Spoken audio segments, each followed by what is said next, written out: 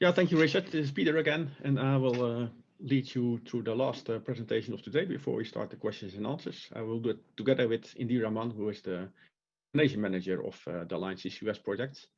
And yeah, you can still post your questions into the chat panel to be answered by the presenters of today. We have a few here already, but there's room for more. So please, I encourage you to post your questions. Okay, next slide. CDE, that is a term that you see more and more also in the Horizon 2020 projects and other funded projects.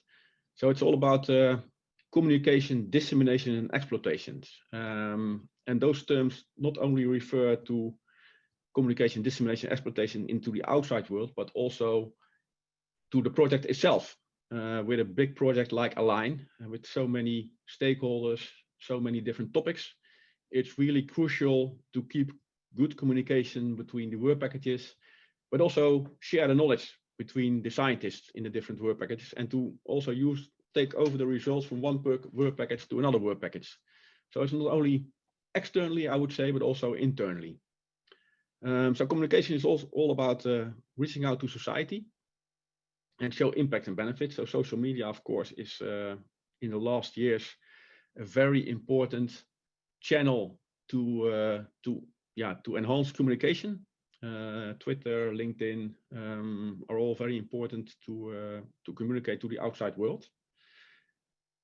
Dissemination is of course all about transferring knowledge and results through papers, through presentations, conferences, through talking to people in the country on national and international events. Alliance CCUS has been quite active on that part, also in the GHD team meetings in Melbourne 2 years ago, and yeah, we're also lined up for the next GHD team meeting, which might be an online meeting, I guess, because of the COVID-19 pandemic. But it's important to keep talking to the outside world and to publish the results that they can also be taken further into other projects. And that's all about exploitation, using the results of the project in follow-up studies or implementation of big scale CO2 plants and CO2 projects, which are not covered by Alliance CCUS, because Alliance CCUS will end by the end of November. And then, yeah, the results should be taken over by other projects. Next slide, please. This is a slide about the work packages and the connections between the work packages. So this is more on the internal communication. And when I started working on this project, I think it was late 2015 when we launched the first ideas to have a big, full-scale, full-chain CCUS projects. Yeah, I was more working on the capture side, and I didn't know more or less any people who were working on the other topics. I didn't know many people from transport and storage and public perceptions and things like that. I was really focused on the capture side because Horizon 2020 had really focused projects on capture and separate projects on transport and storage. So when we had our first meeting in Amsterdam to construct the consortium and to lay down the first sketches of the project, I began to meet all these people. And yeah, as a result of the project, I think we really know each other now very well. We can find each other. We know what each other's problems are, and we know also how we can help them. So it was really extremely useful that this was a full chain project and that we could link up with all these chain elements of the CCUS chain. And I think that's really a very good contribution to the success of the project. And as you can see here, yeah, we talked a lot, and the first 2.5 years, it was all in, of course, in face-to-face meetings. 2 times a year we get together, and that was extremely valuable also. I've in my contact list for Align, I have around 200 people who worked on the project, and also all these meetings. Yeah, we gathered together around 60 or maybe 70, 75 people that worked on the project to discuss, to exchange results, and to line up things. So it was really a very good commitment from all the project partners and all the people who worked on this project that make this project a success. So that's really crucial for Align. And I would also like to use this opportunity, of course, to thank everybody who has worked on the project of Align. And then a special thanks, of course, to our work package leaders, Hanne Kwamsdaal, Hans-Axel Hoggen, Maxine August, Peter Moser, Lydia Rycroft, who took over from Tom Akunda, Emma Tamos, of course, for work package 6, and also our dissemination and communication teams, Indira Mann, Philippa Parmeter, Richard Lobienko, and also, of course, Vanessa Mater, who contributed hugely to the success of this project. And indeed, it's all about communication, dissemination, and also exploitation. And I've next slide a bit on the exploitation. So if we go to the next slide. Here I put down a few projects and companies who directly, I think, made use of the results of Align. If you talk about impact, I think we had a lot of impact. I listed a lot of projects, follow-up projects in Act 2, also in Horizon 2020, who will take further the knowledge that was developed in Align CCUS. But for instance, there's also a project Takeoff, which produces synthetic fuels, which more or less reuses the hardware that was developed in Align CCUS with a demonstration site at WE. So all the investment in the project are not lost, they are taken further. And we have this great project, Longship, of course, full chain project now in Norway, where we can do a full-scale capture project at Norsum. And Norsum was also part of Align CCUS. On the left, right-hand height, you see the full-scale CO2 capture plant at AVR, a waste incinerator in the Netherlands. And we are working with them also to optimize their processes. And we have many also cluster-wise projects, the project of common interest, Portos, Atos, all this kind of projects, which take a cluster-wise approach to lower the carbon footprint of our world, more or less. So I think it's very important indeed that we take the results further. That is not an isolated project, but that is really the inheritance of Align, I think, is very important and very big. So that's what I wanted to say, and I now want to hand over to Indira Mann, who will talk a bit more about the dissemination and communication activities within Align. Thank you, Peter. Thank you, everyone, for joining us today. I'm Indira Mann. I'm from Scottish Carbon Capture and Storage. We're the UK's largest grouping of CCS researchers, and we're based in Scotland. Together with colleagues at TNO and input from all the partners, we've been responsible for communication and dissemination activities within Work Package 0. Next slide, please, Richard.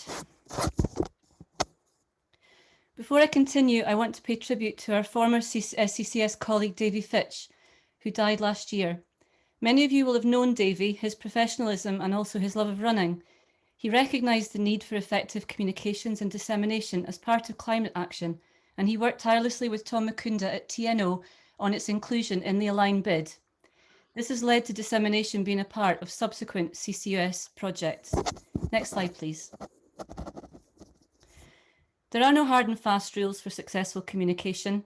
What excites you may leave your audience cold, and the digital world is evolving at breathtaking speed. As with science, each activity is an experiment, an action generating a reaction, and there is always something to learn for next time. For example, when coronavirus hit, we had to move our final event online. As a result, we've probably connected with more stakeholders than we would have done face to face. Next slide, please, Richard. Thank you. I hope that by now this will be a familiar sight to you. This is the project's dedicated website with our unique branding developed by Nick Tribuccio at TNO. The site went live at the start of the project and has been a focal point for our activities since then. In 3 years, we've had over 42,000 new users visiting the site, over 45,000 sessions, and more than 73,000 individual page views. Our visitors have come from across the world, as you'd expect from our 5 target regions, but also from Japan, the US, France, Italy, and Spain. And they're getting to us via direct routes, organic searches, which means we don't do advertising, referrals from other websites, such as the ACT website, and through social media. Next slide, please. Earlier this year, we launched the Align Wiki, an excellent online resource developed by Logan Brunner, Lydia Rycroft, and Tom Mukunda at TNO. This has been created for a wide range of audiences with questions to ask. The Wiki provides a clear route to our project's findings, as well as non-technical descriptions of each part of the CCUS chain. I really recommend that you pay it a visit and take a look around. After day 2 of our event, you can also check out our results on the website homepage and follow links to the themed work package pages, where you'll find recordings of today's presentations, the short researcher videos that we saw earlier, the project infographics, which have been designed for us by Mike James, and of course, all the project's publicly available reports, papers, and posters. Next slide, please. We've delivered 7 knowledge exchange webinars for each of our areas of focus. Post-event surveys have shown good attendance and reviews. Here you can see the Work Package 1 team delivering the results earlier this year. The webinars have been recorded, so in addition to a total of around 400 stakeholders joining the live events, more than 300 people have watched the recordings afterwards. These recordings can be found on our website. Live polls and live Q&A panels have ensured interaction with attendees, and the Work Package teams have been kept on their toes by some excellent questions. Next slide, please. Before the coronavirus crisis, aligned CCUS researchers took part in and co-organised a variety of conferences, workshops and online events, from Cato to Kyoto and from TCCS 10 in Trondheim to the GHGT 14 conference in Melbourne. Our researchers have delivered an impressive number of oral presentations, papers and posters, nearly 70 presentations and around 20 posters at a variety of events, and around 50 papers either published or in preparation. Next slide, please. Digital communications provide us with many ways to reach our stakeholders, and we've made good use of these throughout the project. Social media lets us widen the net to share news and developments and publicise events. This month, for example, while promoting this event, we've had over 8,000 impressions on Twitter. In today's fast-paced world, where most people access information on smartphones or tablets, videos are an essential part of any communications toolkit. Richard Lobianco and the partners have produced an engaging set of videos, which you've seen today. Other project videos include visits to different research facilities, a brilliant time-lapse video from RW Niederausen on the synthesizer unit, and a great public engagement video by our own rock star, Maxine Ackhurst. And you've also seen the video produced by Work Package 6 and Media Voodoo first thing today. We've also taken people deep below ground using virtual reality at science events. And here you can see my colleagues at Dynamic Earth in Edinburgh 2 years ago. With the clock ticking on climate change and with the world still grappling with COVID-19, digital communications are more important than ever to support and facilitate the delivery of CCUS. Thank you for listening, and I'll now hand back to Peter to introduce the Q&A session.